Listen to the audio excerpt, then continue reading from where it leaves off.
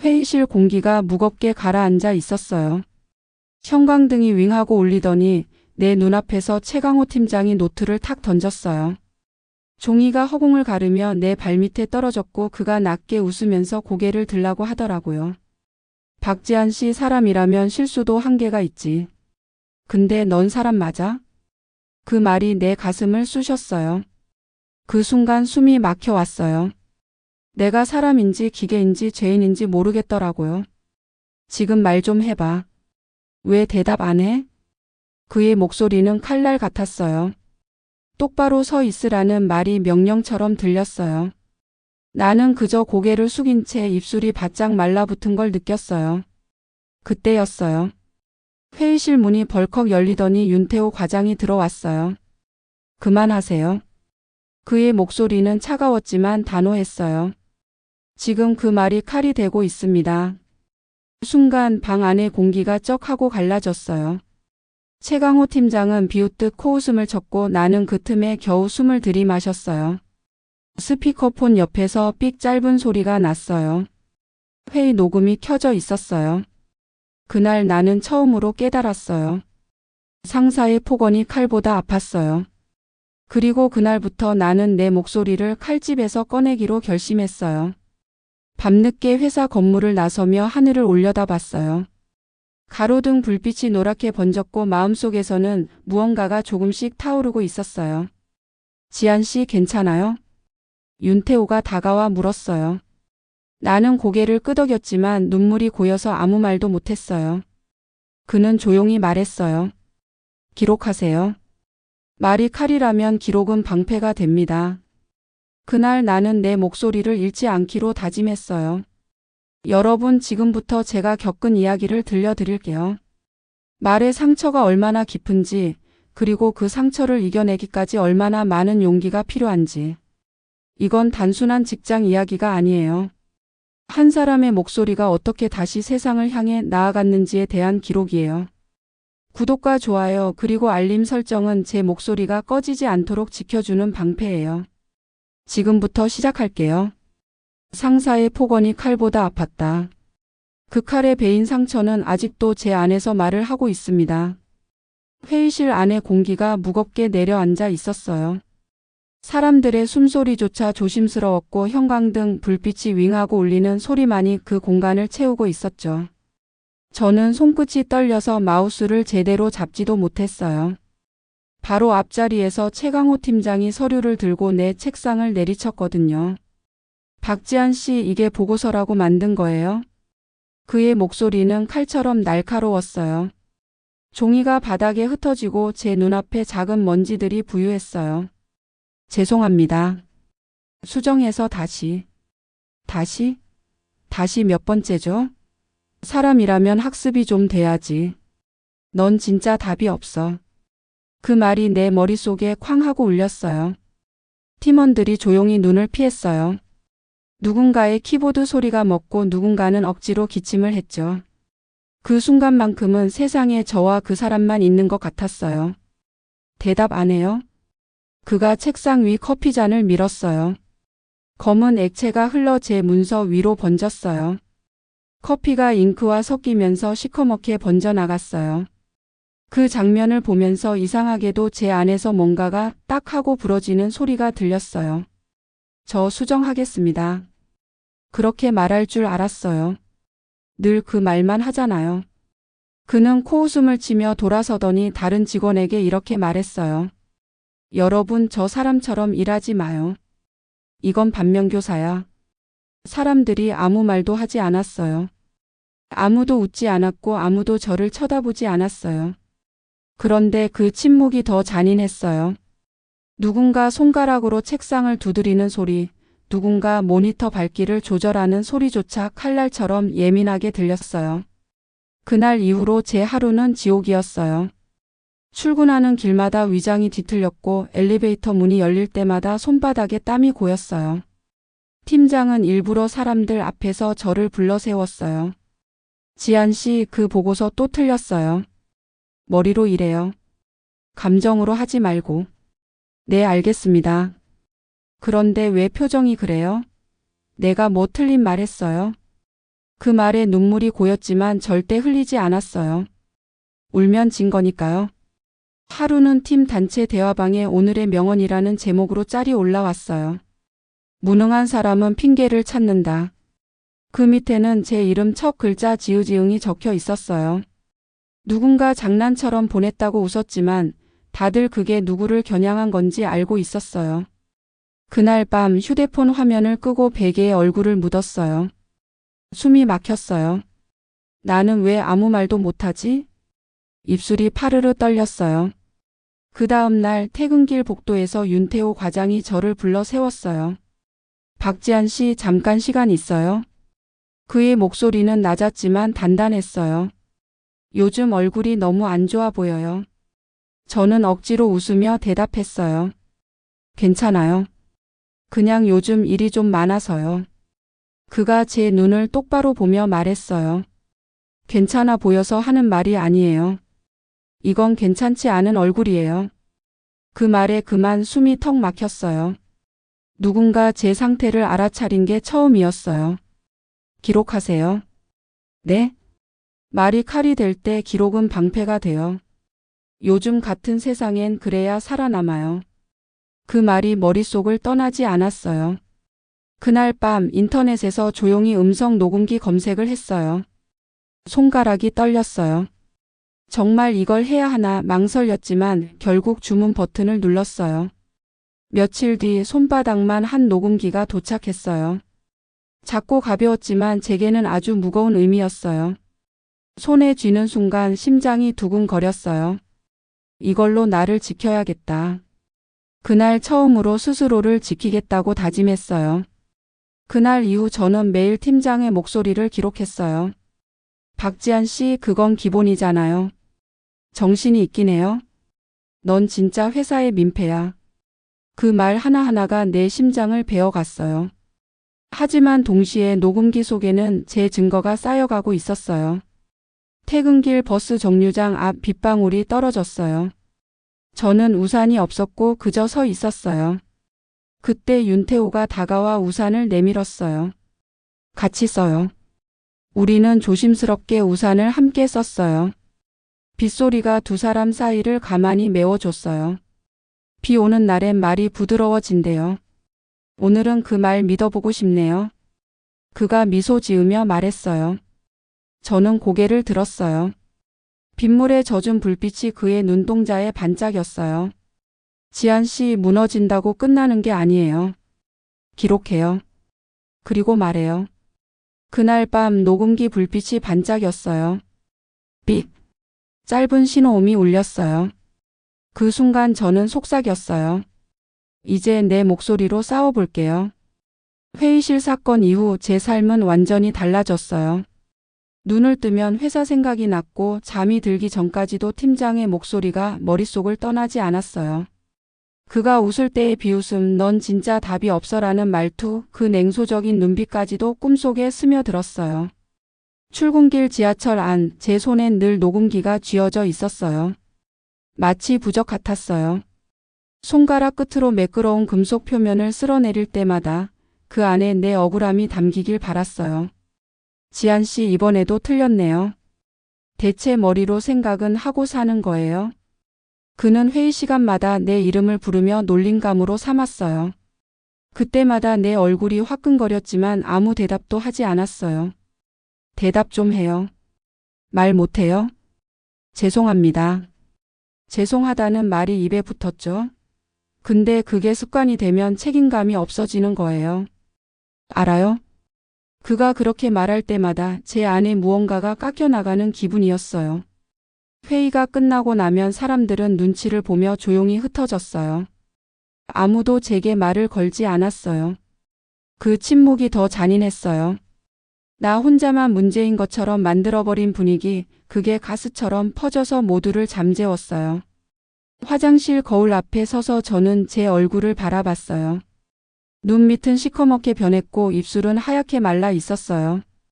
괜찮아, 아직은 버틸 수 있어.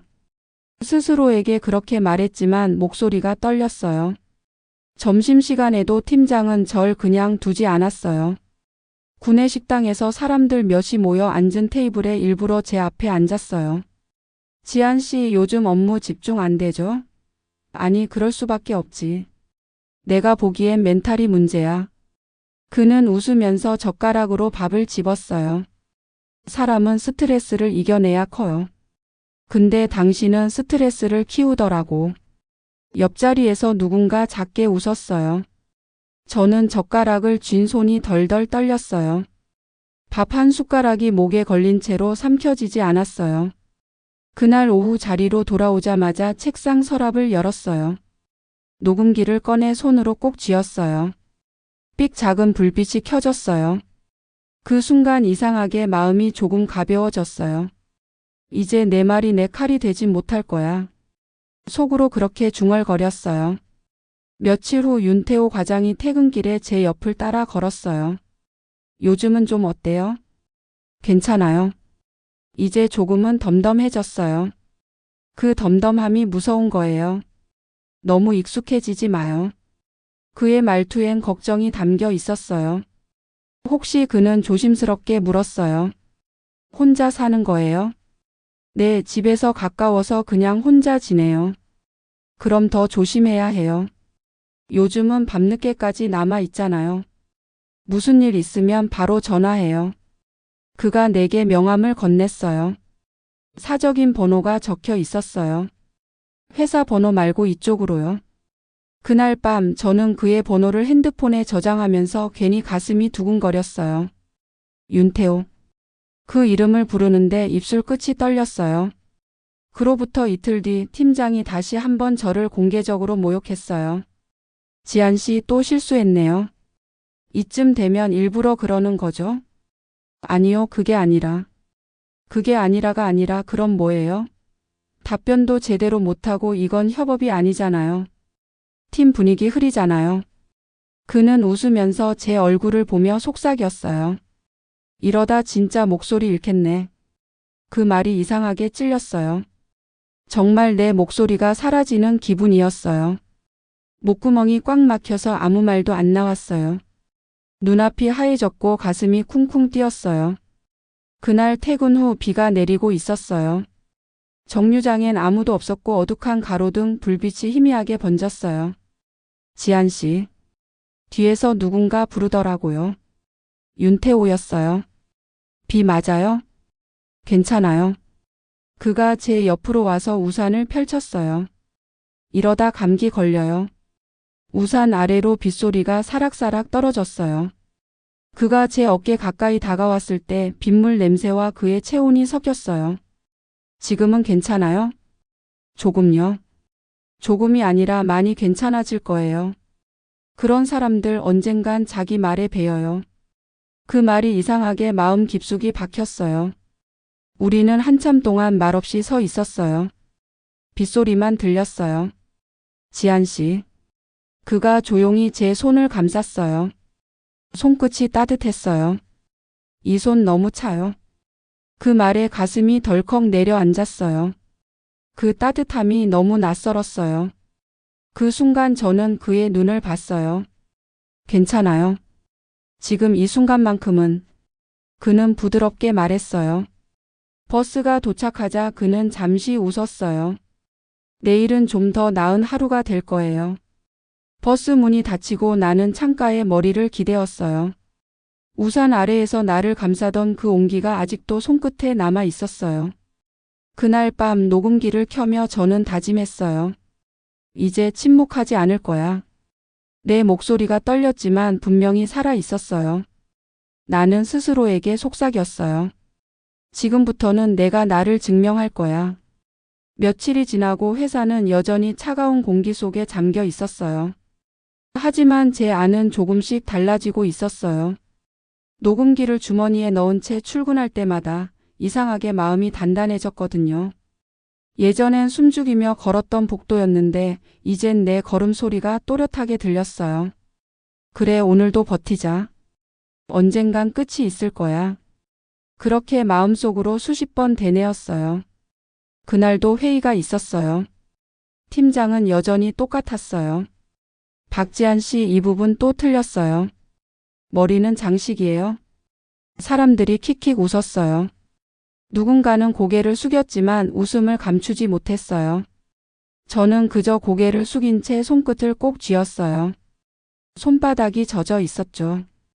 그때 제 가방 안에서 작은 불빛이 반짝였어요. 녹음 중이었어요. 심장이 두근거렸어요. 두려움과 희미한 안도감이 동시에 밀려왔어요. 박지한 씨, 이런 일처리로 어떻게 사람들과 같이 일해요? 그는 제 바로 앞까지 다가왔어요. 이 회사가 놀이터예요? 아니면 봉사활동하러 온 거예요?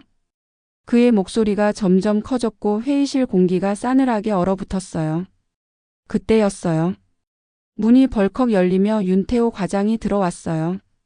죄송합니다. 회의 자료 요청 때문에 잠깐. 그는 제 얼굴을 보더니 상황을 눈치챘어요. 지금 회의 중 맞죠?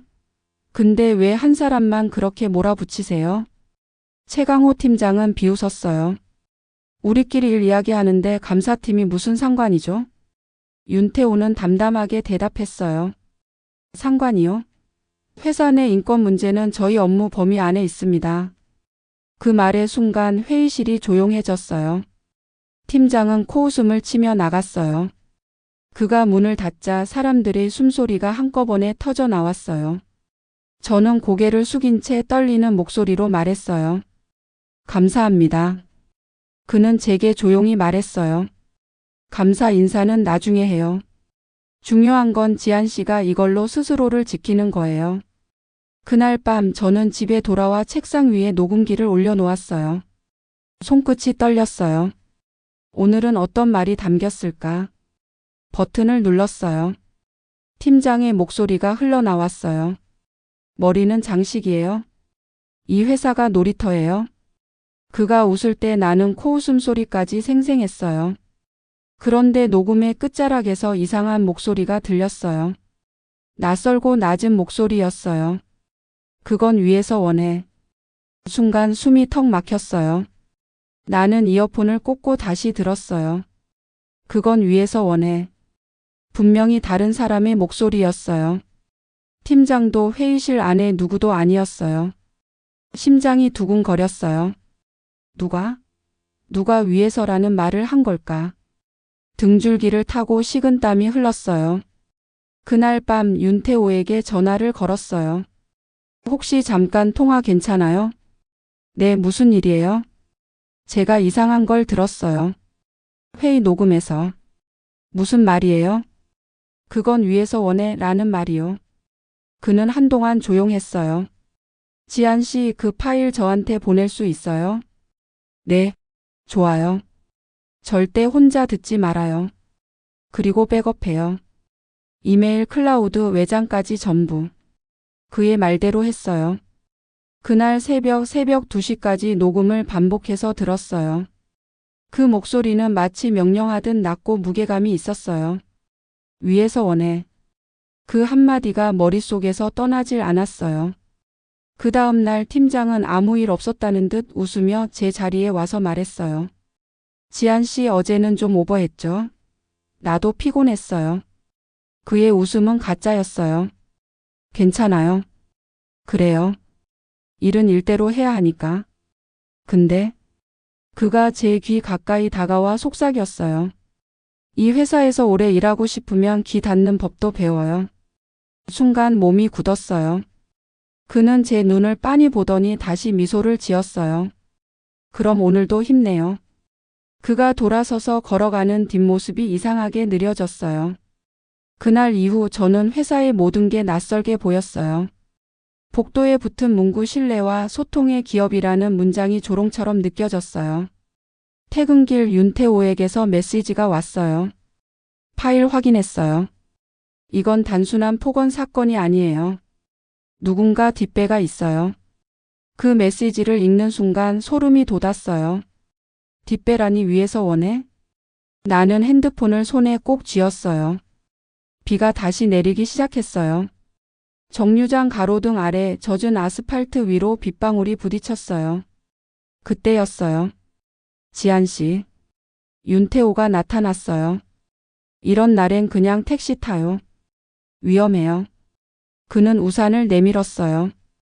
오늘도 같이 가요. 우산 아래 빗소리가 우리 둘을 감싸고 있었어요. 그의 어깨에 빗물이 떨어졌고 손등에 닿은 그의 체온이 따뜻했어요. 무서워요. 제가 조용히 말했어요. 그는 제 손을 살며시 잡으며 속삭였어요. 괜찮아요. 이제 혼자가 아니에요. 그 말에 눈물이 왈칵 쏟아졌어요.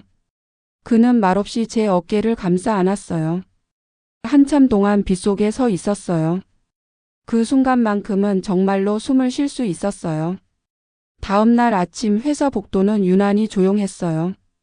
평소라면 사람들의 대화와 키보드 소리로 가득했을 공간이 그날따라 이상하리만큼 정적이 흘렀어요. 엘리베이터 문이 열리자마자 낯선 시선들이 한꺼번에 나를 향했어요. 눈빛은 차가웠고 누군가는 피식 웃더라고요. 들었어요? 복도 끝에서 누군가 속삭였어요. 그 일 그 사람 때문이래. 그 사람. 그게 나였어요. 책상 위엔 커피가 반쯤 식어 있었고 제 모니터 화면엔 알 수 없는 메일이 열려 있었어요. 제목은 조직 내 불화 관련 내부 보고. 보낸 사람은 익명으로 되어 있었어요. 메일엔 이렇게 적혀 있었어요. 박지한 사원이 팀 분위기를 해치고 있으며 불필요한 감정적 문제를 유발하고 있음. 그 아래엔 본인 반성 요구라는 문장이 빨간 글씨로 표시되어 있었어요. 손끝이 얼어붙었어요. 누가 왜 이런 걸 썼을까? 하지만 곧 깨달았어요. 이건 누군가의 지시였어요. 그날 점심 인사팀에서 연락이 왔어요. 박지한 씨, 잠깐 시간 좀 되세요? 회의실 문을 열자 인사팀 주임이 앉아 있었어요. 미소를 지었지만 눈빛은 싸늘했어요. 요즘 팀 내 분위기가 좀 불안정하다는 얘기가 들려요. 제가 뭘 잘못했는지 구체적으로 말씀해 주실 수 있나요? 그건 뭐 다들 예민할 때가 있잖아요. 단지 서로 좀 조심하자는 의미예요. 그 말에 숨이 막혔어요. 혹시 제가 문제라는 건가요? 그녀는 미묘하게 웃으며 머리를 기울였어요. 아니요, 다만 누군가는 그렇게 느낄 수도 있겠죠.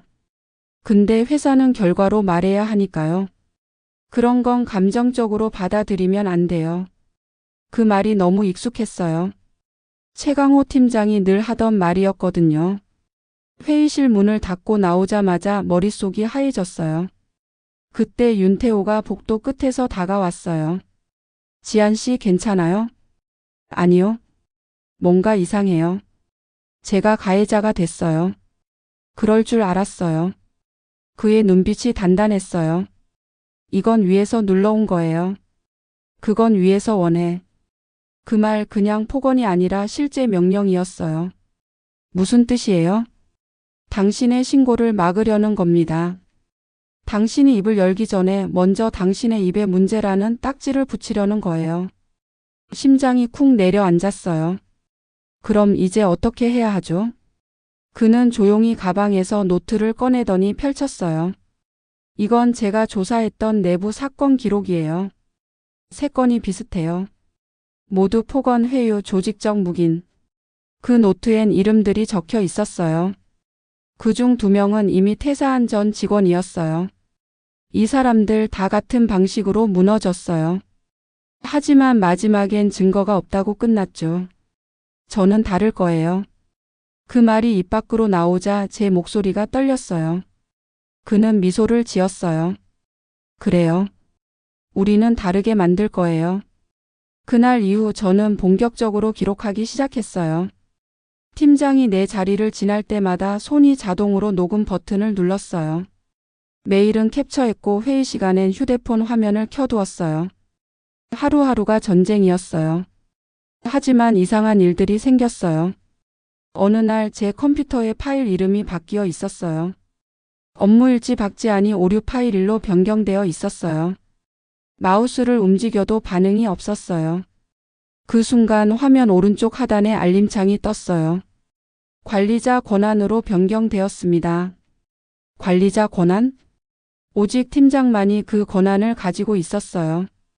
그날 저녁 윤태호에게 파일을 보내주려다 메일 전송이 차단됐어요. 보안상 이유로 전송 불가. 그 문장을 보는 순간 온몸에 소름이 돋았어요. 회사 밖으로 나가자 바람이 매섭게 불었어요. 가로등 불빛이 깜빡였고 전신주에 붙은 낡은 포스터가 휘날렸어요. 그때 휴대폰이 울렸어요. 발신자 표시가 없었어요. 여보세요? 아무 대답이 없었어요. 대신 익숙한 숨소리 같은 게 들렸어요. 그리고 낮은 목소리 하나. 귀 닫으랬잖아요. 순간 심장이 멈췄어요. 팀장의 목소리였어요.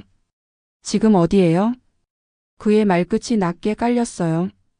혼자 있죠? 그 순간 뒤에서 윤태호가 나타났어요. 누구예요? 저는 떨리는 손으로 전화를 끊었어요. 팀장이에요.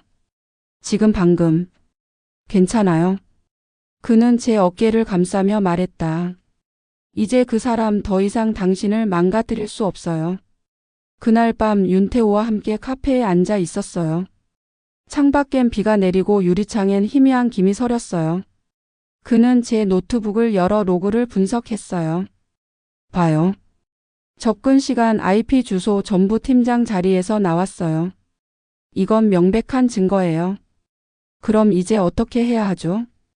공식 신고 들어가요. 그리고 그가 제 손을 조용히 잡았어요. 당신 혼자 아니에요. 그 말에 눈물이 터졌어요.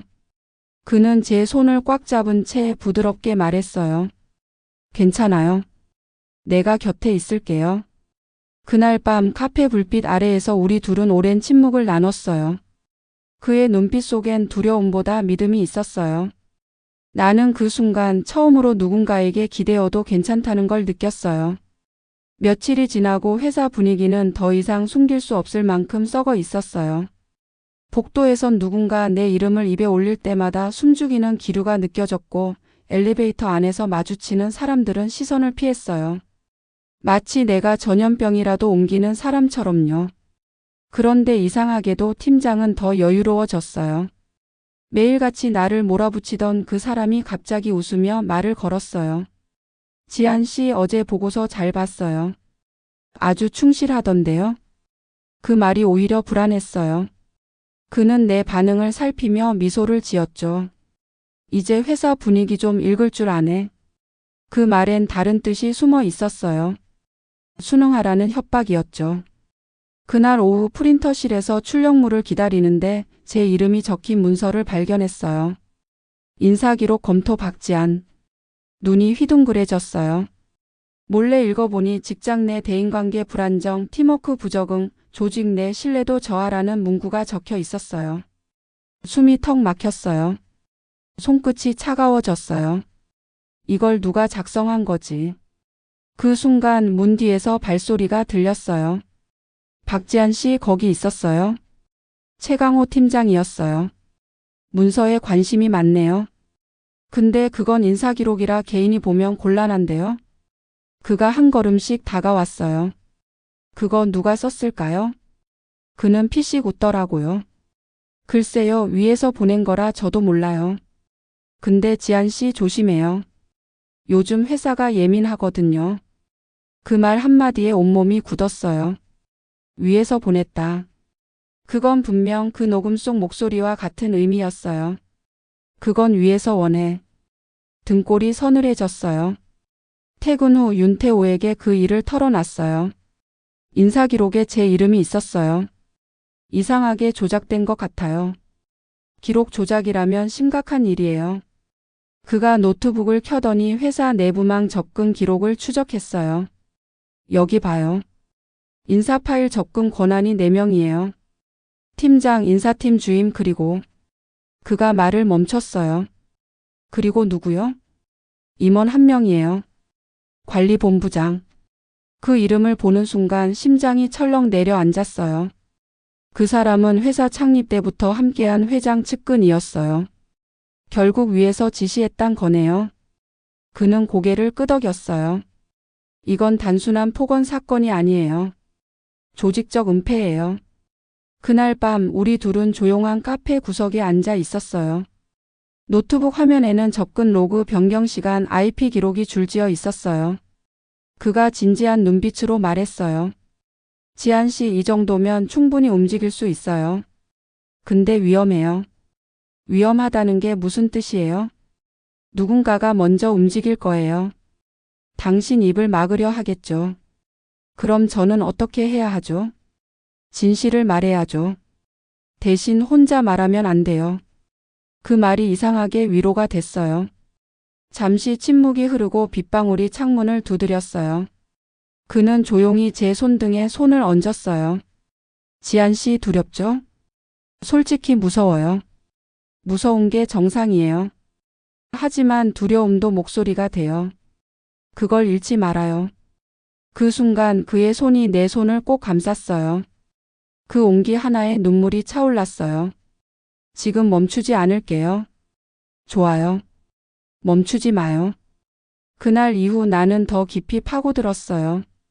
팀장의 일정, 회의 참석자, 메일 수신자까지 전부 정리했어요.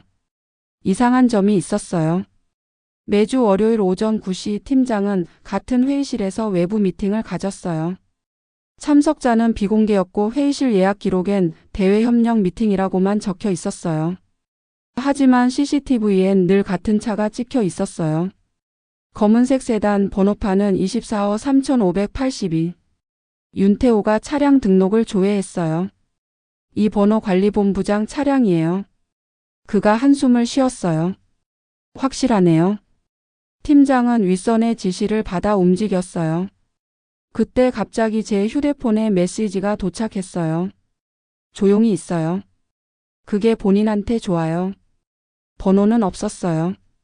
손끝이 얼어붙었어요. 심장이 쿵쿵 뛰었어요. 그날 밤 집으로 돌아오는데 누군가 뒤를 따라오는 느낌이 들었어요. 발소리가 일정한 간격으로 겹쳤어요. 누구죠? 뒤돌았지만 아무도 없었어요.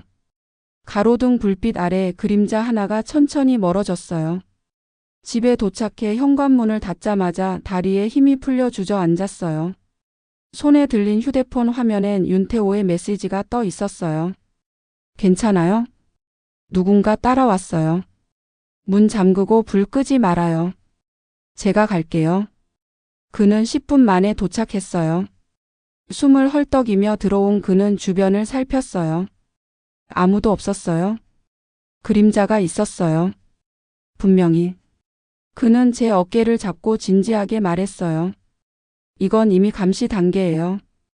회사 내부 누군가가 움직이고 있어요. 그럼 이젠 우리가 먼저 움직여야죠.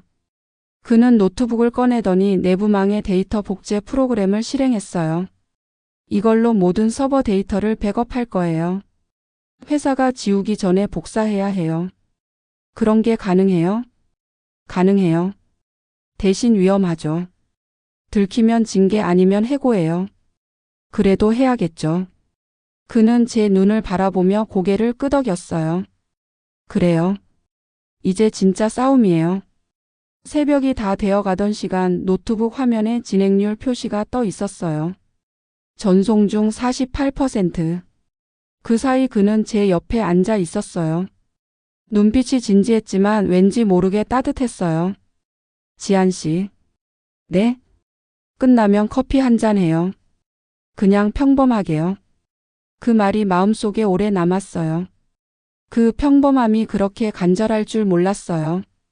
새벽 2시가 넘었을 때였어요. 노트북 화면에 전송 완료 100%라는 문구가 떴어요. 순간 숨이 멎는 것 같았어요. 그동안의 공포와 긴장이 한꺼번에 밀려왔죠. 윤태호는 화면을 한참 바라보다가 천천히 숨을 내쉬었어요. 끝났어요. 이제 모든 자료가 외부 서버에 백업됐어요. 그의 목소리가 나직하게 울렸어요. 그 말에 이상하게 눈물이 쏟아졌어요. 이제 진짜 끝났을까요? 아니요. 이제 시작이에요. 그는 그렇게 말하더라고요. 커피 향이 은은하게 퍼지는 새벽이었어요. 둘 다 말없이 컵을 들고 앉아 있었어요. 창문 밖으로는 어두운 도시가 희미하게 빛났어요. 지한 씨 혹시 후회해요? 솔직히 무서워요. 하지만 후회는 안 해요. 그럼 됐어요. 그의 눈빛이 흔들리지 않았어요. 그 순간 저는 그 사람의 단단한 마음이 내 안에 옮겨지는 걸 느꼈어요. 다음 날 회사에 출근하자마자 분위기가 달라져 있었어요. 복도에 서 있는 동료들이 수군거렸고 인사팀은 바쁘게 움직였어요. 무슨 일 있대? 누군가 묻는 소리가 들렸어요. 감사팀에서 뭐 터졌대.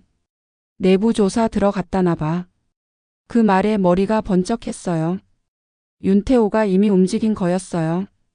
그날 오후 저는 회의실로 불려갔어요. 지한 씨 잠깐만 들어오세요. 최강호 팀장이 부르고 있었어요. 회의실 안에는 그와 인사팀 주임 그리고 관리본부장이 앉아 있었어요. 공기가 이상할 만큼 무거웠어요. 앉아요. 팀장이 웃으면서 말했어요. 요즘 회사 일이 시끄럽죠? 네, 조금요. 그게 왜 그런지 알아요? 모르겠습니다. 바로 당신 때문이에요. 그가 말을 끊고 서류를 툭 내밀었어요. 직장 내 갈등 조성 행위에 따른 징계 사유 통보서. 순간 숨이 막혔어요. 이게 뭔지 알아요? 회사에 불만을 제기하면서 허위 사실을 퍼뜨렸다는 신고가 들어왔어요. 익명으로요? 허위 사실이요? 그래요. 그 녹음 파일 편집된 거죠? 편집이요? 아니요, 저는 그런 거. 그만. 관리본부장이 손을 들었어요. 지금 이 자리에서 해명하지 않아도 돼요. 하지만 기억해요. 회사는 당신보다 오래 살아남아요. 그 말에 몸이 떨렸어요. 그들이 날 완전히 몰아붙이려는 게 느껴졌어요. 그 순간 회의실 문이 열렸어요. 윤태호가 들어왔어요. 그 말 녹음됐습니다. 공기가 얼어붙었어요. 그가 노트북을 회의실 테이블 위에 올려두었어요. 지금 이 순간도 회사 서버와 외부 서버 두 곳에 동시 기록되고 있습니다. 관리본부장이 벌떡 일어났어요. 이게 무슨 짓이에요? 정당한 내부 고발이에요. 윤태호의 목소리가 단단했어요. 이건 단순한 폭언 사건이 아닙니다. 내부 인사기록 조작, 직원 인권 침해, 불법 개인정보 접근이 모두 포함돼 있어요. 팀장의 얼굴이 하얗게 질렸어요. 지한 씨, 이거 당신 짓이에요? 그 말이 칼처럼 날아왔어요. 하지만 이번엔 달랐어요. 아니요. 이건 제 목소리예요. 그 순간 제 손이 떨렸지만 마음은 이상하게 평온했어요. 윤태호가 버튼을 눌렀어요. 회의실 안으로 음성이 흘러나왔어요. 그건 위에서 원해. 그 익숙한 목소리가 울렸어요. 관리본부장의 얼굴이 굳었어요. 이건 조작이에요. 아니요. 윤태호가 노트북 화면을 돌려 보여줬어요. 원본 로그 변조 흔적 없음. 이 파일은 회사 내부 네트워크에서 생성된 겁니다. 날짜와 시간까지 다 남아 있어요. 그때 인사팀 주임이 울먹이며 말했어요. 저도 들었어요. 그날 팀장님이 본부장님이랑. 닥쳐. 팀장이 소리쳤어요. 하지만 이미 돌이킬 수 없었어요. 그녀는 눈물을 닦으며 말했어요. 저도 괴로웠어요. 매일 박지한 씨 괴롭히라는 압박 받았어요. 그만두고 싶었어요. 회의실은 아수라장이 됐어요. 본부장은 휴대폰을 꺼내더니 지금 당장 법무팀 불러. 라고 소리쳤어요. 하지만 윤태호는 이미 기자와 노무사에게 자료를 넘겼어요. 이제 이건 공적인 절차로 갑니다. 그 말에 모두의 얼굴이 사색이 됐어요. 그날 저녁 회사는 일시적으로 폐쇄됐어요. 뉴스에는 대기업 내 괴롭힘 및 인사기록 조작 사건이라는 제목이 떠올랐어요. 내 이름은 가려져 있었지만 사람들은 모두 알았어요. 그 사람이 박지한이야. 집으로 돌아오는 길 하늘이 이상하리만큼 맑았어요. 오랫동안 목을 조여왔던 그 숨막힘이 조금씩 사라지는 기분이었어요. 끝났어요. 윤태호가 조용히 말했어요. 아니요. 왜요? 아직 저 사람들은 벌을 받지 않았어요. 아직은 끝 아니에요. 그는 미소를 지었어요. 그럼 같이 끝을 보죠. 그 순간 저는 처음으로 마음이 흔들렸어요. 그의 눈빛엔 계산도 연민도 없었어요. 오직 진심이 있었어요. 우리 사이의 공기가 천천히 뜨거워졌어요. 그가 조심스럽게 다가와 속삭였어요. 지금은 괜찮아요? 네, 그럼. 그는 제 손을 감싸 쥐었어요. 이제는 우리가 이긴 거예요. 그 말과 함께 우리는 조용히 서로의 이마를 맞댔어요. 밖에서는 봄비가 내리고 있었어요. 그날 밤 녹음기의 불빛은 꺼졌어요. 더 이상 증거가 필요하지 않았어요. 이제는 내 목소리가 살아 있었으니까요. 사건이 터진 지 이틀째 되던 날이었어요. 회사 정문 앞에는 취재진이 몰려 있었어요.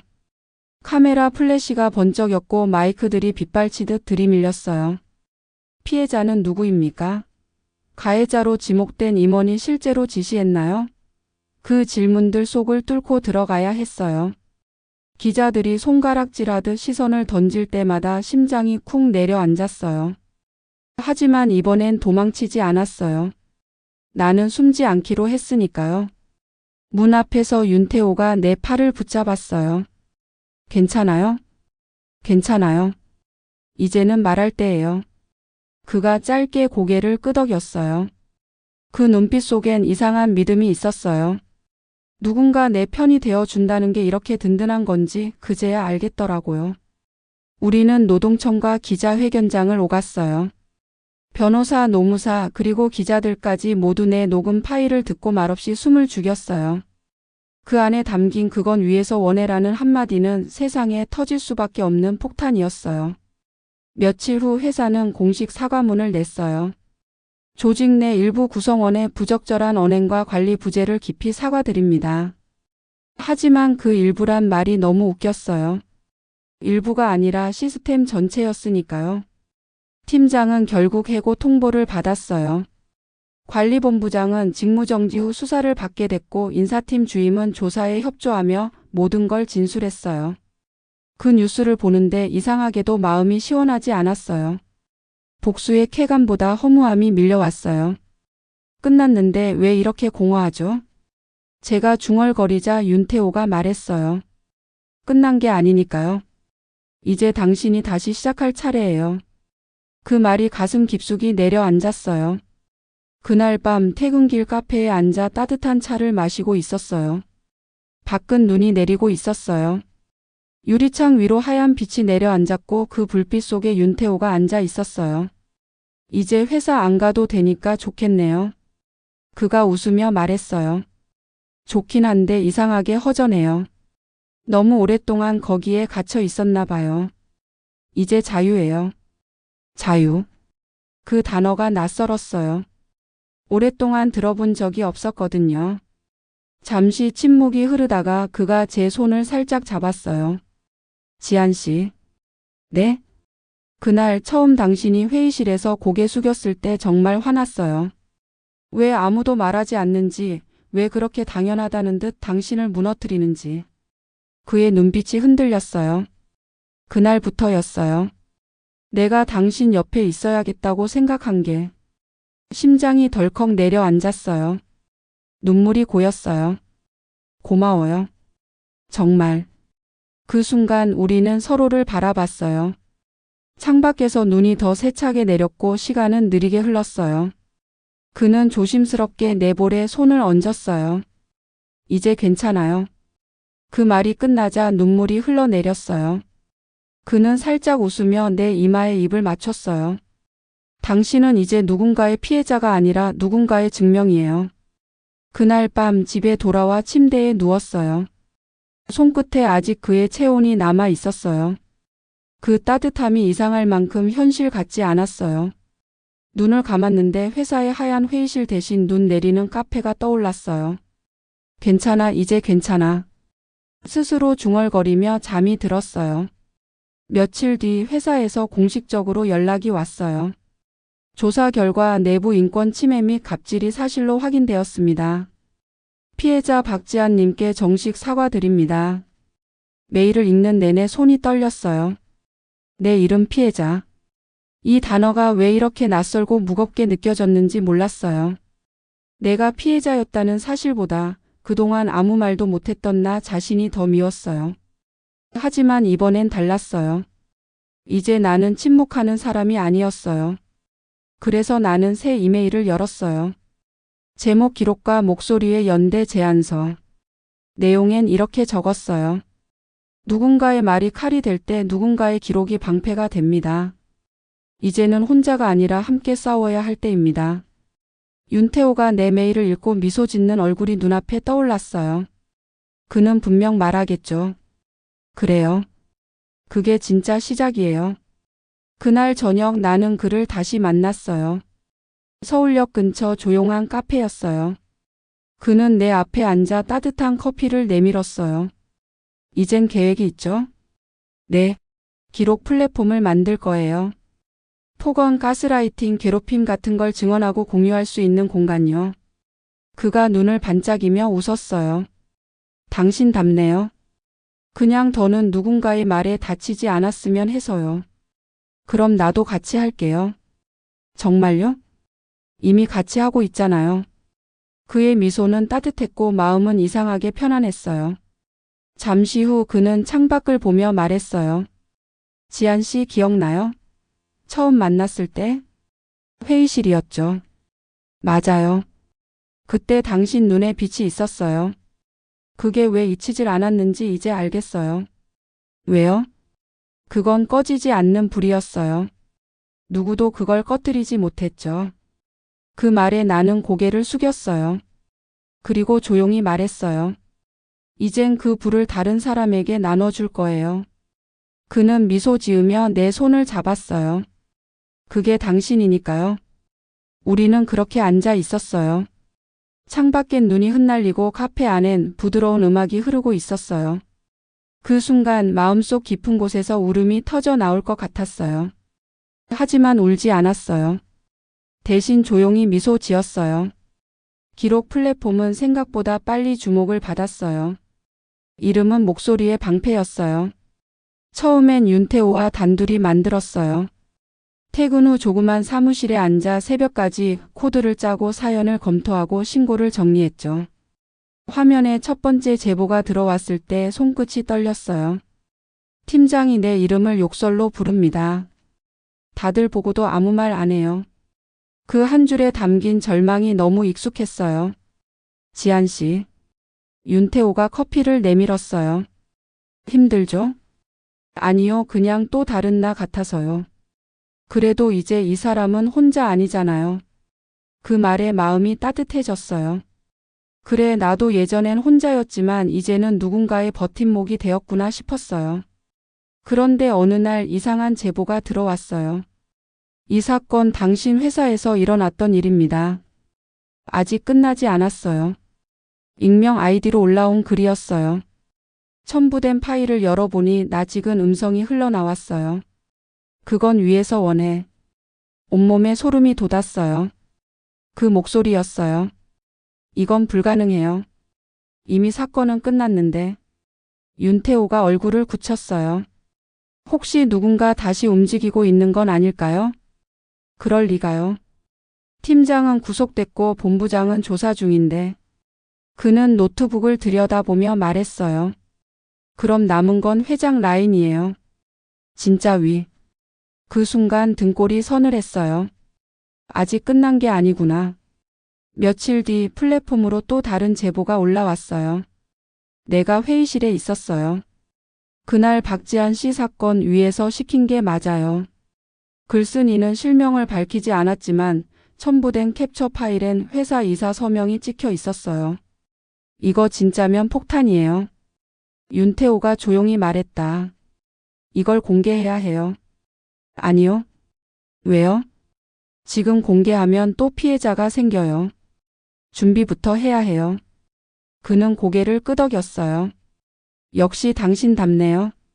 그날 밤 사무실 불을 끄고 나서 창밖을 봤어요. 눈이 소리 없이 내리고 있었어요. 지한 씨. 윤태호가 조용히 부르더라고요. 네? 가끔은 당신이 너무 강해서 걱정돼요. 강한 게 아니에요.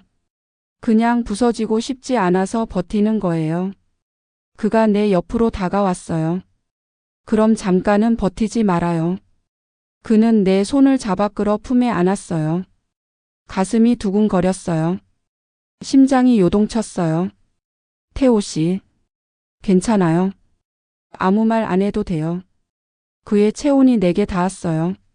어깨에 닿은 그의 숨결이 따뜻했어요. 한참 동안 그렇게 있었어요. 세상은 조용했고 그 순간만큼은 나도 인간이었어요. 상처 말고 감정으로 살아있는 인간이요. 며칠 후 익명 제보자가 직접 만남을 요청했어요. 제보자님, 위험하실 수도 있어요.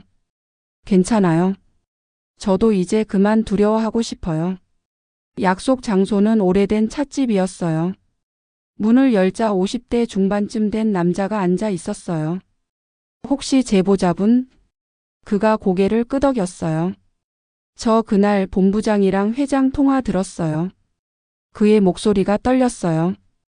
박지한 거는 조용히 처리해. 그게 정확한 말이었어요. 그걸 녹음했는데 겁이 나서 숨겼어요.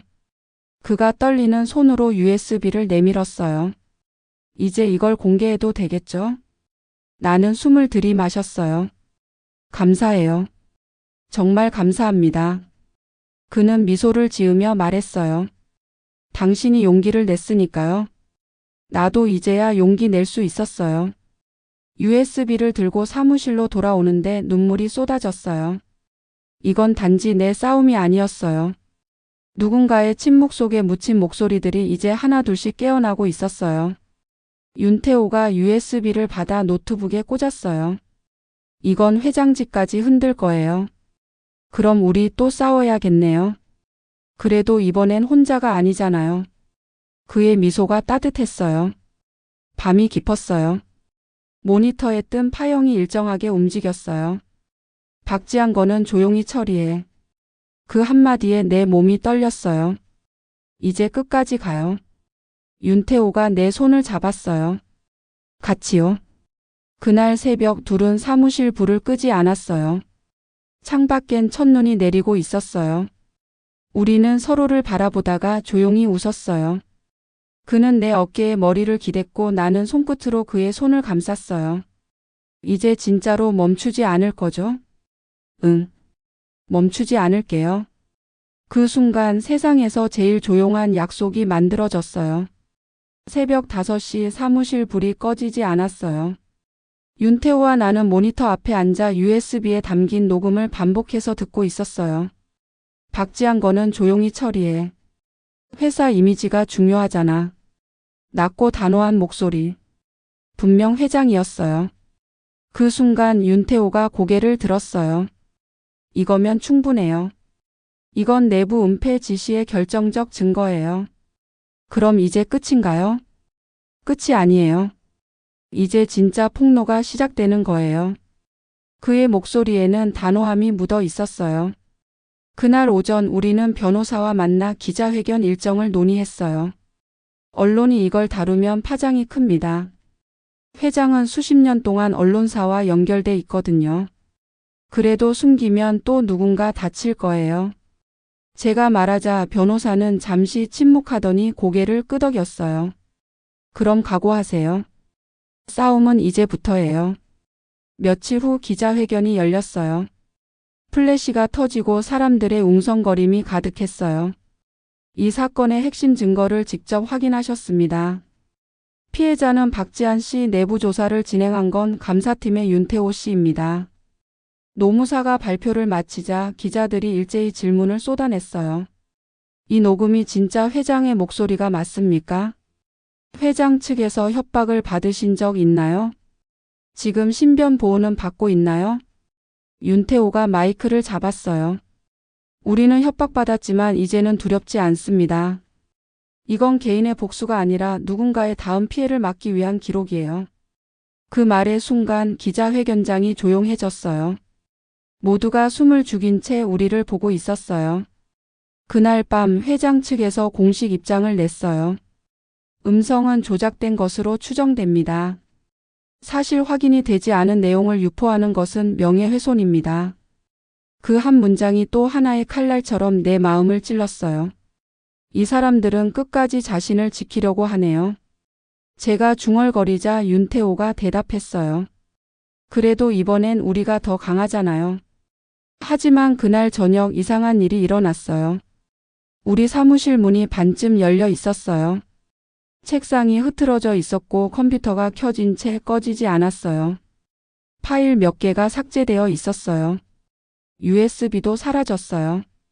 누군가 다녀갔어요. 윤태호의 얼굴이 굳었어요.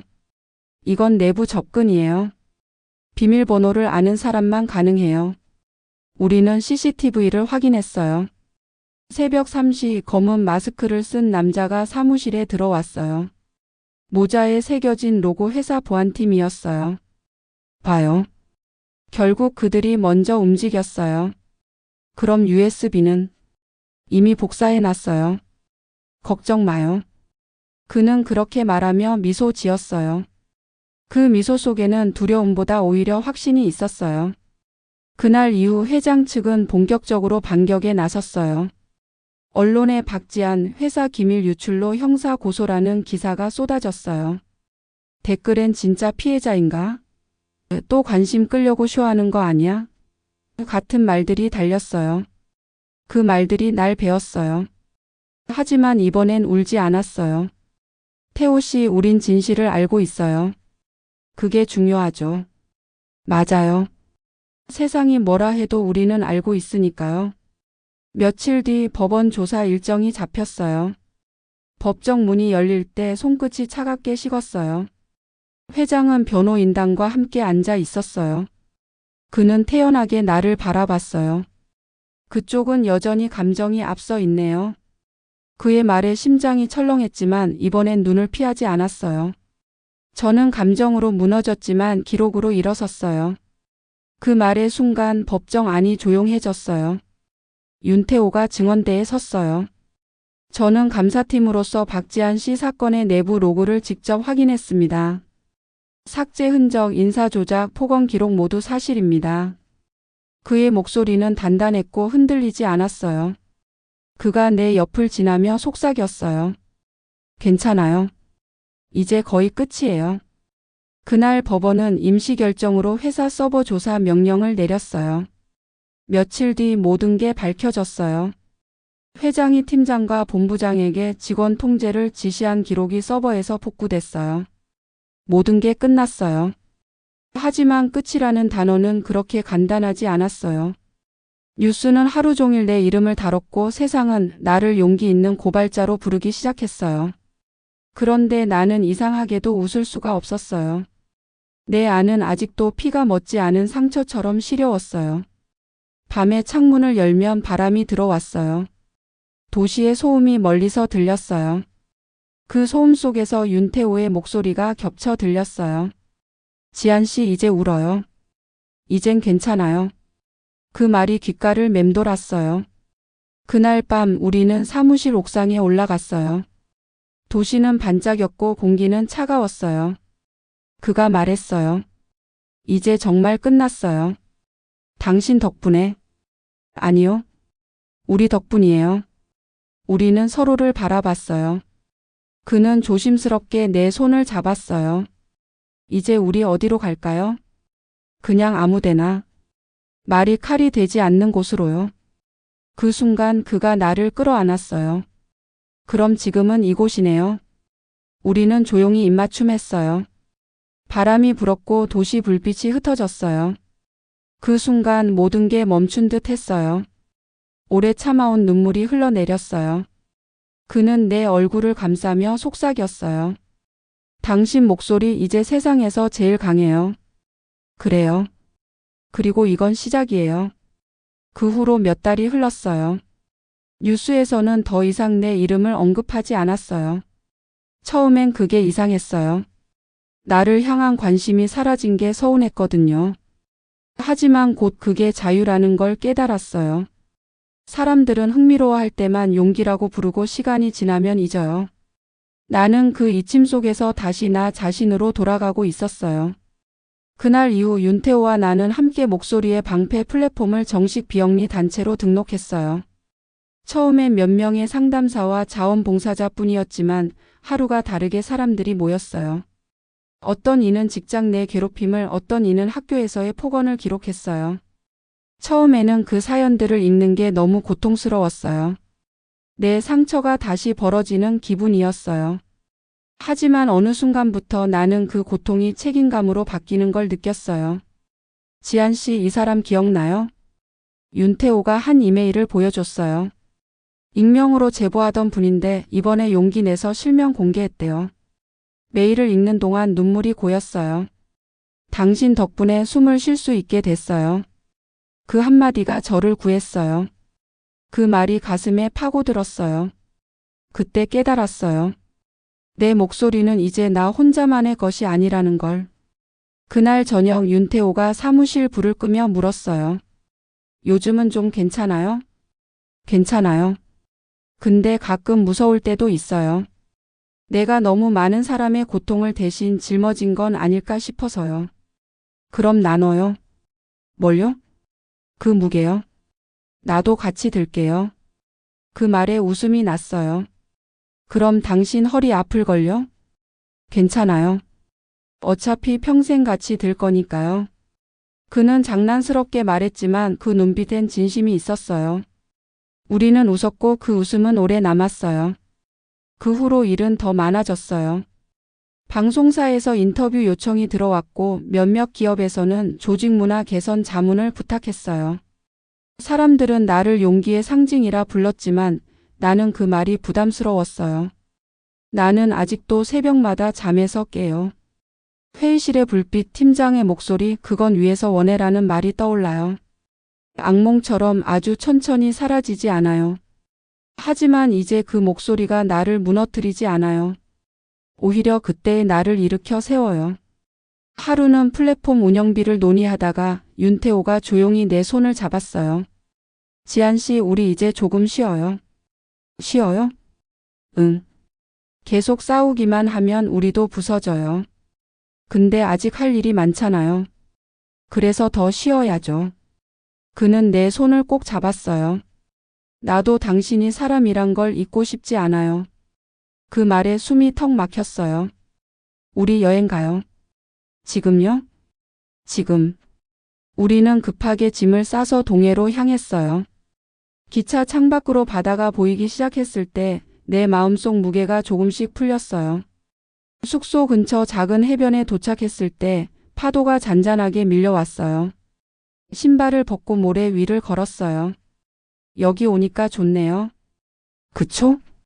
윤태호가 웃었어요. 이상하게 여기선 아무 생각도 안 나요. 그냥 살고 싶어요. 그가 고개를 돌려 나를 바라봤어요. 그게 전부예요. 살고 싶다는 마음, 그게 당신이 다시 살아있다는 증거예요. 그 말이 가슴을 울렸어요. 우리는 파도 소리를 들으며 한참을 걸었어요. 달빛이 바다 위를 비추고 있었어요. 그가 조용히 말했어요. 지한 씨, 사실 나도 두려웠어요. 당신 옆에 있으면서 나도 같이 부서질까봐. 근데 왜 있었어요? 그게 사랑이더라고요. 그 한마디에 숨이 멎었어요. 나는 아무 말도 하지 못했어요. 그는 천천히 다가와 내 손을 잡았어요. 괜찮아요. 대답 안 해도 돼요. 하지만 나는 고개를 들었어요. 아니요. 저도 그래요. 그 순간 우리 눈빛이 닿았어요. 파도 소리가 세상을 덮었어요. 우리는 서로를 끌어안았어요. 그 품이 너무 따뜻해서 그동안의 고통이 스르르 녹아내렸어요. 그 밤 나는 처음으로 평화롭게 잠들었어요. 다음 날 아침 태양이 수평선 위로 떠오르고 있었어요. 나는 모래 위에 마른 칼이 되지만 진심은 방패가 된다라고 썼어요. 그 옆에 윤태호가 작은 하트를 그렸어요. 이거 우리 로고로 쓸까요? 그가 웃으며 말했어요. 좋아요. 세상에서 제일 단단한 방패네요. 우리는 웃었어요. 그 순간 지난 모든 아픔이 바람에 실려 흩어지는 것 같았어요. 도시로 돌아온 뒤에도 우리의 싸움은 끝나지 않았어요. 하지만 이번엔 두려움 대신 확신이 있었어요. 누군가의 폭언이 또 다른 일을 베어도 우리는 그 상처를 감싸줄 수 있었어요. 그게 우리가 만든 세상의 역할이었으니까요. 밤마다 나는 여전히 녹음기를 켜요. 하지만 이젠 증거가 아니라 기록이에요. 오늘 하루 나는 누군가의 방패였다. 그 한마디로 하루를 끝내요. 그리고 창문 너머로 달빛이 비칠 때마다 마음속으로 속삭여요. 상사의 폭언이 칼보다 아팠다. 하지만 나는 그 칼을 부드럽게 녹여내는 사람이 되었다. 몇 주가 지나자 목소리의 방패는 생각보다 빠르게 커졌어요. 뉴스와 SNS에서 용기의 기록이라는 해시태그가 퍼졌고 수많은 사람들이 사연을 보내왔어요. 학교 선생님이 학생을 모욕했어요. 직장 상사가 욕설을 녹음한 후 사과도 없이 승진했어요. 저는 공무원이에요. 상사가 제 육아휴직을 비웃었어요. 그 수많은 목소리들이 화면에 뜰 때마다 가슴이 조여왔어요. 세상에 이렇게 많은 상처가 있었구나 새삼 깨달았어요. 하지만 동시에 사람들이 이제 침묵 대신 기록을 택하기 시작했다는 게 믿기지 않을 만큼 감격스러웠어요. 그때부터 이상한 일이 생기기 시작했어요. 플랫폼 서버가 멈췄어요. 새벽 2시 경고음이 울리고 게시된 글들이 하나둘 사라지기 시작했어요. 지한씨 누가 침입했어요. 윤태호가 화면을 뚫어져라 보며 말했어요. IP 주소가 정부 기관 쪽이에요. 그 말에 숨이 멎었어요. 정부에서요? 아니면 누군가 그 이름을 빌린 거예요. 어쨌든 우리를 막으려는 거예요. 그날 이후 몇몇 언론이 돌연 입장을 바꾸었어요. 목소리의 방패, 익명 폭로 악용 논란, 근거 없는 제보로 기업 피해 발생. 댓글엔 이제는 정의도 장사하냐, 지한이 결국 스타병 걸렸네 같은 말들이 쏟아졌어요. 그 글들을 읽을 때마다 손이 떨렸어요. 이건 또 다른 폭력이에요. 내가 중얼거리자 윤태호가 손을 잡았어요. 알아요. 하지만 이제 우리를 지키는 건 기록뿐이에요. 당신이 그 기록의 상징이잖아요. 며칠 후 국회 쪽에서 연락이 왔어요. 박지한 대표님 청문회에 참석해 주실 수 있겠습니까? 청문회요? 사회적 파장이 커져서 관련 제도 개선 논의를 하려 합니다. 하지만 그건 명분이었어요. 나는 알고 있었어요. 이건 진실을 덮기 위한 쇼였어요. 청문회 날 나는 정장 차림으로 단상에 섰어요. 수많은 카메라가 나를 비췄어요. 위원장이 말했어요. 박지한 씨 익명 폭로로 인해 선의의 피해자가 생겼다는 주장에 대해 어떻게 생각합니까? 선의의 피해자요? 네. 잘못된 정보가 돌면 아무 관련 없는 사람도 상처받지 않습니까? 나는 한참 동안 그 질문을 바라봤어요. 그리고 천천히 입을 열었어요. 위원님, 상처를 준 건 익명이 아니라 침묵입니다. 익명은 두려움의 형태이고 침묵은 방관의 형태예요. 우리는 익명을 택한 게 아니라 말할 용기가 없는 이들의 숨소리를 대신 기록한 겁니다. 회의장은 조용해졌어요. 몇몇 위원들은 눈을 피했고 기자들의 손이 빠르게 움직였어요. 누군가의 손가락이 내 이름을 기사 제목으로 쳤겠죠. 그 순간 나는 알았어요. 이건 누군가의 정치쇼가 아니라 세상에 남아있는 마지막 싸움이었어요. 청문회가 끝난 뒤 밖으로 나오는데 사람들이 서 있었어요. 박지한 씨. 한 여자가 달려와 내 손을 붙잡았어요. 저 기억 안 나세요? 예전에 제 사연 읽어주셨잖아요. 그녀의 눈가가 젖어 있었어요. 그 덕분에 직장을 옮기고 지금은 괜찮아요. 그 말을 듣는 순간 모든 피로가 사라졌어요. 그 한마디가 내 모든 싸움의 이유였어요. 하지만 그날 밤 또다시 메시지가 왔어요. 그만두세요. 당신의 방패는 오래가지 못할 겁니다. 번호는 없었어요.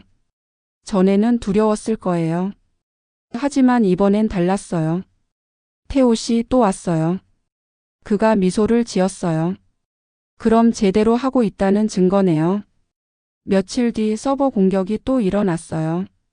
사이트가 일시 중단됐고 사람들은 불안해했어요. 괜찮을까요? 괜찮아요. 이번엔 우리도 준비됐어요. 윤태호가 백업 시스템을 작동시켰어요. 화면에 문구가 떴어요. 목소리의 방패는 무너지지 않습니다. 그 문장을 보는 순간 울컥했어요. 그날 저녁 사무실 불을 끄며 창밖을 봤어요. 노을이 져 있었고 하늘은 붉게 물들었어요. 태호 씨, 우리가 하는 일이 정말 의미가 있을까요? 그가 제 옆으로 와서 말했다. 당신이 그 질문을 던지는 한 세상은 아직 살아 있어요. 그 말이 마음속 깊이 파고들었어요. 우리는 조용히 창문 앞에 섰어요. 도시 불빛이 반짝였고 먼 곳에서 사람들의 소리가 들렸어요. 그는 내 어깨에 손을 얹으며 말했어요.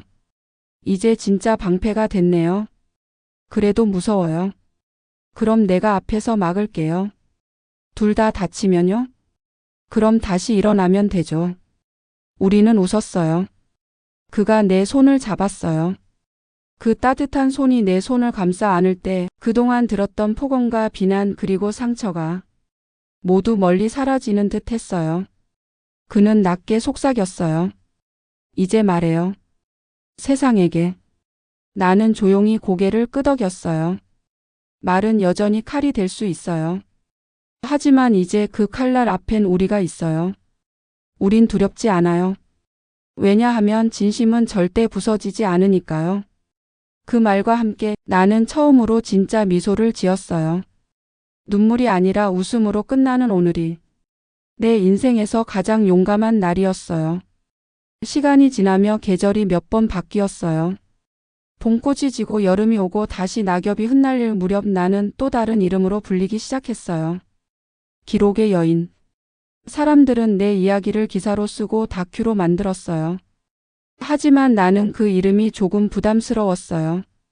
나는 누군가의 상징이 되기보단 그냥 나로 살고 싶었거든요. 그래서 인터뷰 요청을 거절하고 한동안 조용히 살았어요. 그런데 세상은 내가 멈춰 서길 원하지 않았어요. 어느 날 중학교에서 연락이 왔어요. 박지한 선생님, 저희 학교에서 청소년 인권 특강을 해주실 수 있을까요?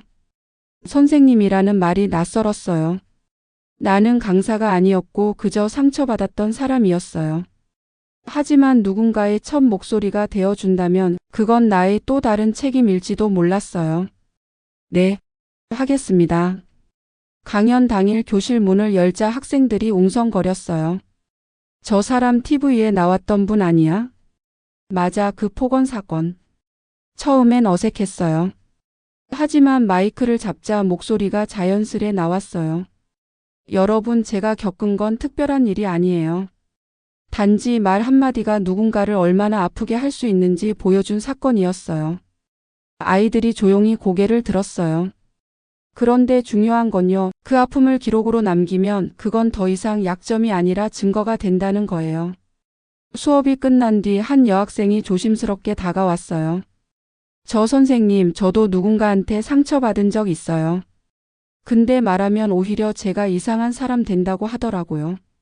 그 아이의 손이 떨렸어요. 그럼요. 세상은 처음엔 그렇게 말해요. 하지만 진실은 언젠가 제자리로 돌아와요. 그날이 오기 전까지 당신은 혼자가 아니에요. 그 아이의 눈에 눈물이 고였어요. 그 순간 예전에 내가 겹쳐 보였어요. 며칠 뒤 나는 그 학교에서 보낸 편지를 받았어요. 당신의 말 덕분에 목소리를 냈어요. 그리고 지금 저를 괴롭히던 사람은 사과했어요. 그 짧은 문장이 내 하루를 바꿨어요. 나는 울었어요. 이젠 슬퍼서가 아니라 누군가의 용기가 피어나서 울었어요. 그날 밤 윤태호와 함께 옥상에 올랐어요. 도시의 불빛이 반짝였고 바람은 부드러웠어요. 오늘은 무슨 일 있었어요? 편지 받았어요. 좋은 내용이에요? 응. 어떤 아이가 자기 목소리를 되찾았대요. 그럼 성공했네요. 응, 조금은. 나는 고개를 들었어요. 근데 아직 남았어요. 아직도 세상엔 너무 많은 침묵이 있으니까요. 그가 미소 지었어요. 그럼 계속하죠. 우린 멈추지 않는 팀이잖아요. 그의 눈빛이 밤하늘의 별빛처럼 반짝였어요. 나는 손을 내밀었어요. 약속해요. 누구의 말에도 다치지 않는 세상, 우리가 끝까지 만들어봐요. 그는 내 손을 꼭 잡았어요. 약속할게요. 그리고 우리 둘은 하늘을 올려다봤어요. 별빛이 도시 위로 흩어지고 있었어요. 며칠 후 나는 국제인권 포럼에 초청받았어요. 무대 뒤에서 대기하며 손끝을 꽉 쥐었어요. 수많은 관객이 앉아 있었고 카메라가 나를 비추고 있었어요. 다음 연사 박지한님. 스포트라이트가 켜졌어요. 심장이 쿵 하고 뛰었어요. 하지만 이번엔 두렵지 않았어요. 내가 왜 이 자리에 서 있는지 알고 있었으니까요. 안녕하세요. 저는 누군가의 말에 무너졌던 사람입니다. 그리고 그 말 때문에 다시 세워진 사람이기도 합니다. 청중이 조용해졌어요. 우리는 말로 누군가를 죽일 수도 있고 살릴 수도 있어요. 제가 만든 목소리의 방패는 칼을 막는 방패가 아닙니다. 그건 서로를 향한 진심을 지켜주는 손입니다. 한참을 말하고 나서 무대를 내려오는데 청중들이 일어나 박수를 쳤어요. 어떤 사람은 울었고 어떤 사람은 고개를 숙였어요. 그때 느꼈어요. 세상은 완벽하게 변하지 않지만 단 한 사람의 마음이라도 움직인다면 그건 이미 변화의 시작이라는 걸. 포럼이 끝나고 윤태호가 내게 다가왔어요. 오늘 연설 완벽했어요. 아니에요. 아직 부족해요. 그럼 같이 채워가요. 매일 조금씩. 그가 손을 내밀었어요. 같이 가요, 지한 씨. 이제 진짜 끝까지. 나는 그의 손을 잡았어요. 그래요. 우리 끝까지 가요. 밤하늘이 깊었어요. 바람이 부드럽게 스쳤고 멀리서 누군가의 웃음소리가 들렸어요. 그때 나는 마음속으로 이렇게 중얼거렸어요. 상사의 폭언이 칼보다 아팠다. 하지만 나는 이제 그 칼을 두려워하지 않는다. 내 목소리가 방패가 되었으니까. 정부 부처에서 연락이 왔어요. 협력 제안서를 검토해 주셨으면 합니다. 깔끔한 문장이었지만 그 속에 섞인 냄새를 나는 알아차렸어요. 제도화라는 이름으로 손을 얹으려 하더라고요. 그날 회의실에서 그들은 말했어요. 플랫폼 운영 기준을 표준화하고 민감한 사안은 사전에 검토받으면 좋겠습니다. 표준화, 사전 검토 예쁜 단어들이었지만 결국 입을 고르는 손이었어요. 우리는 피해자의 시간을 우리 멋대로 늦추지 않아요. 내가 말하자 상대는 미소를 지었어요. 그 의지는 존중합니다. 다만 오남용을 막기 위한 최소한의 장치가 필요합니다. 그 최소한이 칼날이 되기도 해요. 짧은 정적이 흘렀어요. 그럼 시간을 주세요. 내부에서 다시 논의하겠습니다. 회의가 끝나고 밤공기를 마셨을 때 윤태호가 묻더라고요. 지금 마음이 어디까지 갔어요? 한 번 더 싸울 준비까지요. 같이 갈게요. 그의 눈빛은 조용하지만 흔들리지 않았어요. 그 눈빛을 보고 있자니 무서움이 아니라 단단함이 심장에 번져왔어요. 며칠 뒤 뜻밖의 일이 일어났어요. 우리 플랫폼 상담 게시판에 들어온 신고 중 하나가 눈에 걸렸어요. 검토 지연 요청. 문서 양식과 문장 습관이 낯익었어요. 정부 회의 자리에서 나를 정중히 설득하던 그 과장이 쓴 표현과 똑같았거든요. 우연일까요? 내가 중얼거리자 윤태호가 고개를 저었어요. 구조는 우연을 흉내내요. 하지만 오래 흉내내진 못해요. 우리는 기다렸어요. 기록과 사실이 스스로 모여드는 속도로. 그리고 사흘 뒤 내부에서 문서가 흘러나왔어요. 민감사안 사전 필터링 지침 시범. 제목 아래 작은 각주가 있었어요. 외부 민간 플랫폼 협업 권고. 협업이라는 단어에 작게 숨은 구절 하나 선별 게시. 선별, 그 말은 곧 침묵의 선택이었어요. 나는 밤새 답변서를 썼어요. 우리는 선별자가 아니라 증언의 통로입니다. 통로의 역할은 흐름을 막지 않는 것입니다.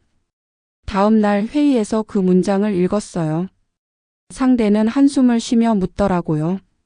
이 이상은 어렵겠습니까? 네. 여기서 멈추면 누군가 다시 베일 거예요. 그 말이 끝나기도 전에 의자의 삐걱거림이 방을 가르더라고요. 그러나 그 어떤 반박도 오래 서 있지 못했어요. 우리는 자료를 꺼냈거든요. 지연된 신고에서 생긴 2차 피해 시간표, 막힌 메일함의 반송 기록, 도움을 기다리다 회사를 떠난 사람의 진술. 시간표가 심판이 되어 주었어요. 회의가 길게 늘어지고 창밖이 어두워졌을 때 그가 제 손등을 살짝 눌렀어요. 지금 괜찮아요? 조금 흔들려요. 그럼 잠깐 나가요. 우리는 복도를 지나 옥상으로 올라갔어요. 바람에 네온이 흔들렸고 멀리 구름이 천천히 흘렀어요. 그는 내 앞에 서서 아주 낮게 말했어요. 지금 멈추지 않을게. 그 말이 닿는 순간 나는 조용히 고개를 끄덕였어요. 우리는 조심스럽게 손을 맞잡았고 살며시 입맞춤을 나눴어요. 그의 따뜻한 숨결이 내게 닿았고 나의 숨결도 그에게 스며들었어요. 그 짧은 온기 하나로 밤의 각이 둥그러졌어요. 그로부터 일주일 제도와 제안은 문구가 수정되어 돌아왔어요.